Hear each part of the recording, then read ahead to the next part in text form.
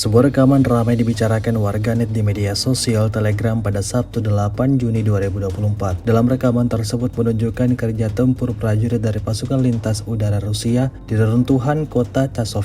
Video diawali dengan aksi dua orang penembak jitu Rusia yang berlari ke sebuah bangunan yang menjadi target mereka selanjutnya. Tampak membawa senjata andalannya, dua tentara Rusia itu berlari melewati kendaraan lapis baja Ukraina yang rusak. Setelah sampai pada bangunan yang dituju, tanpa ragu tembakan mematikan langsung diluncurkan Rusia hingga menerobos masuk ke dalam bangunan tersebut.